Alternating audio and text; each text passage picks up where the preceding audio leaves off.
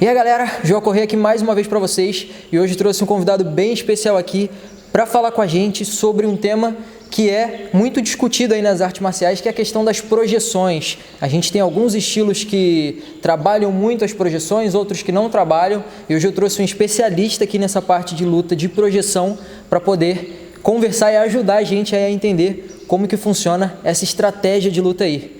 Trouxe aqui Sifu Diego. Sifu, obrigado pelo seu tempo, por poder estar compartilhando um pouco aqui do seu tempo e da sua experiência com a gente. E, Sifu, antes da gente entrar no quesito técnico, se apresenta aqui para a galera que está assistindo de casa e conta um pouco da sua história, como que o senhor se encontrou aí dentro do mundo do Suai Jiao.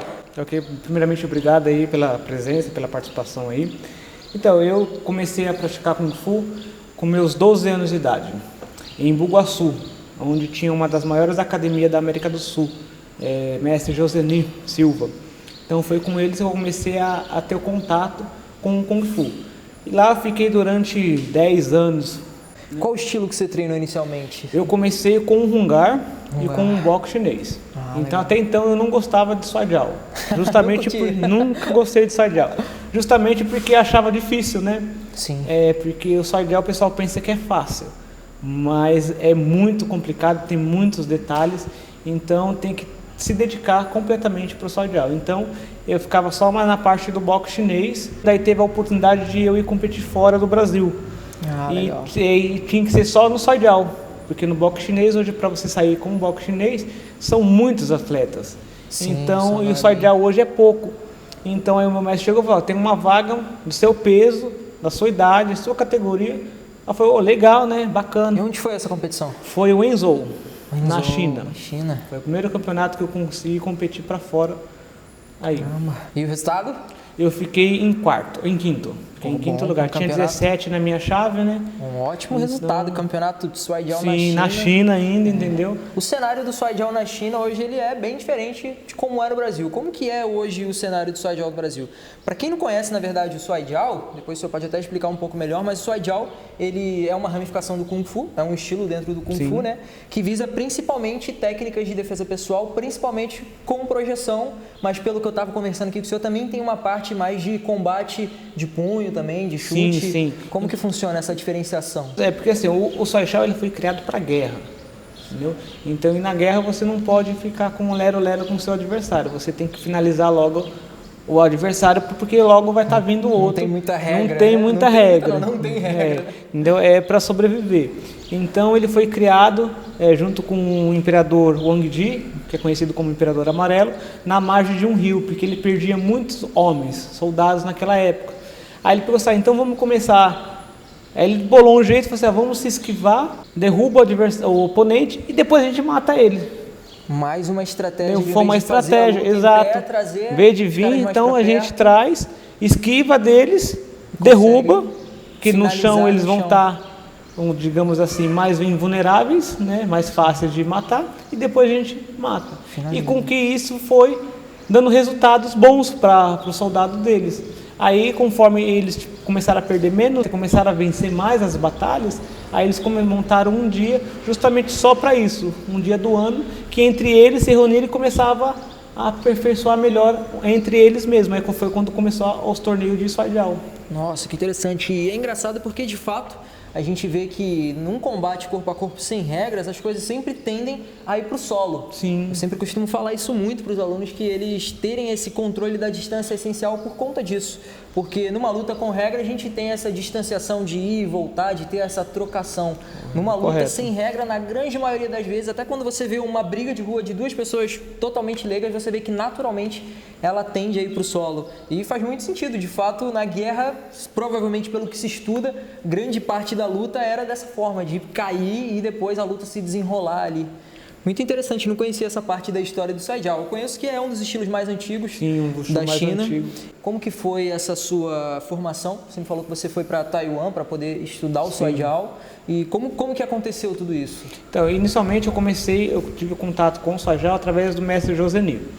Aí com o mestre Josenir eu fui treinando, fui me destacando e eu comecei a treinar com o mestre Liu Yinkei, que hoje é um dos maiores mestres de Suai Jiao no Brasil atuante. Comecei a treinar com ele. Chegou uma época que eu precisava aprender mais. Aí eu comecei a ter sede do Sword, comecei a gostar. Aí eu comecei a treinar com o mestre Genival, também, de Embu-Guaçu.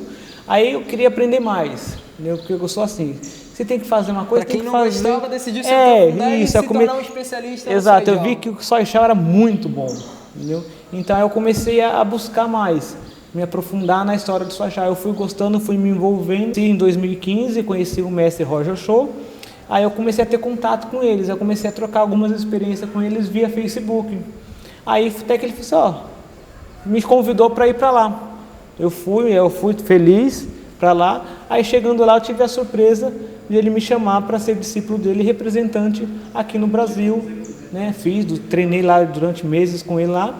Aí, para minha surpresa, eu fiz um exame de graduação e consegui passar nesse exame dele. Além de ser aceito como discípulo dele, consegui ser graduado na China ainda por um dos maiores mestres que tem lá, e veio direto do Shen Tunshen. Ele foi aluno direto do Shen Tunshen, foi assistente. O Shen Tunshen hoje é o ícone do Soijal. Entendeu? Então... E você falou que também tem a diferença entre o Soijal Baodin e existem outras modalidades de Soijal? Sim. Existem 6 ou 7 modalidades de Soijal. Caramba! Os principais são o Baodin, o Mongol, o Tianjin e o Pequim, que são os mais conhecidos, né? Que geralmente tem mais facilidade de ser aprendido, que desenvolveram mais fáceis que os outros, entendeu? Então, os nomes é dado à cidade mesmo da origem deles. O que faz a diferença para um lutador, a gente gostaria de saber, para ele conseguir se manter de pé e projetar o oponente? Porque, por exemplo, na luta em pé, a gente tem alguns detalhes que fazem a diferença, que é como você ter a guarda, você ter um bom trabalho de saber caminhar, o jogo de pés, e para o jogo de projeção, que a gente sabe que é como se fosse um outro idioma para o corpo. Por um corpo que está habituado a fazer a parte de soco e chute, quando ele começa a projetar e a cair, é um outro idioma. O que você diria que é essencial para quem quer treinar, ficar bom nessa parte de projeção? A base. A base, o nome já diz, né? É a base de tudo. É a base de tudo. A gente tenta fugir, mas sempre volta. Isso, tem que ter, porque assim, é um jogo de desequilíbrio, né? Você tem que tirar o seu oponente da gravidade dele. Porque não adianta você aplicar uma projeção nele, tendo ele na base dele. Então você precisa tirar a base dele para poder derrubar ele. Então o principal mesmo é a base. Engraçado que a gente acaba encontrando alguns conceitos em comum, né? Dentro do Wing Chun, por exemplo, que é o estilo que eu estou mais habituado, que eu treino, a gente também tem um princípio parecido, que é finalizar o oponente, bater no oponente quando de fato ele está desequilibrado, é tirar a estrutura corporal dele para depois bater. Se torna mais fácil, né? Vocês com certeza vão poder ter a oportunidade de ver aí um pouco mais de treinamento que a gente fez aqui e também um pouco mais de técnica. A gente vai mostrar algumas técnicas de Soijal aqui para vocês. E o Soijal hoje, ele seria aplicável, por exemplo, a lutas esportivas? Eu sei que existe a parte esportiva do próprio Soijal, mas você acredita que ele entraria, por exemplo, como um treinamento suplementar ou para o Sandá, para o boxe chinês, ou até mesmo para o MMA? Porque hoje a gente tem essa carência, a gente tem muito forte desenvolvido a parte de solo com o jiu-jitsu, e a parte de strike, muitas vezes com o Muay Thai, com o boxe chinês, mas essa parte de projeção ela ainda é uma questão um pouco difícil, né? As pessoas experimentam wrestling mais nos Estados Unidos, no Brasil mais o judô, mas ainda tem essa dúvida. Onde você acha que o Soijal, acha que ele se encaixaria nisso também? O bom do Soijal é que ele se encaixa em tudo. Entendeu? Você pratica o Wing Chun, pratica judô, pratica jiu-jitsu, MMA, ele se encaixa como uma luva. Porque, vamos falar, hoje em dia o MMA está mais visível no esporte. Certo. Se a pessoa é boa de trocação e boa de chão, para chegar da trocação ao chão, ela precisa do quê? Precisa projetar. De queda. Então a pessoa precisa... Para evitar cair também, ela precisa se manter em pé. Entender de queda também. Entender, porque igual o meu mestre sempre fala, é mais fácil você se recuperar de um soco do que de uma queda. Com certeza. Eu sou prova viva disso, gente. Quando você é jogado de pulmão no chão, não é muito satisfatório. Uma queda consegue finalizar uma luta. Inclusive na própria defesa pessoal, né? Se a gente leva em consideração você jogar um oponente de costas, de lado, de rosto, do jeito que for, no solo, sem tatame, sem proteção nenhuma, é de fato um golpe que você não precisa de muito esforço para poder ter um outro golpe, uma vez que você já conseguiu projetar. Se for uma queda bem feita, certinha, e a pessoa não tiver adapta a cair, é um só. Um só. Mas eu vi muita coisa diferente no Soijal do que eu treinava no judô. Eu achei mais solto o jogo do que o que eu fazia, pelo menos da prática do judô ali, mais pegado no Shuai-Jiao, achei mais solto, a gente conseguindo bater algumas torções de articulação que eu gosto, que eu estou habituado. Eu acho que se adaptaria perfeitamente para treinar MMA, principalmente para a galera do Kung Fu também, que muitas vezes quer continuar levando o nome do Kung Fu para o esporte ou até mesmo para o Sandar e não quer depender de ter que treinar uma outra arte ou ter que sair da sua escola, pode acabar se aperfeiçoando também nessa parte aí do Shuai-Jiao. A grande maioria da galera que assiste aqui ou é da luta em pé ou é da luta de solo. Tem muita galera de jiu-jitsu, mas a grande maioria é da luta em pé, da parte de boxe, muay thai, taekwondo, karatê, mas que muitas vezes tem essa dúvida. Então teria algumas técnicas aí pra gente que seriam adaptáveis tanto para a parte esportiva quanto para a parte de defesa pessoal? Sim, tem. A gente vai estar mostrando para o pessoal aí, né, uns detalhes certinho, para a pessoa poder ter um gostinho a mais e saber como que aplica um golpe correto e a distância correta, que é o essencial também, porque não adianta você querer aplicar qualquer golpe e em qualquer distância ou em qualquer hora. Então existe tempo para tudo. Então tem que pegar o tempo certo para poder conseguir aplicar cada golpe, tanto para no soco, chute ou até mesmo para projeção mesmo.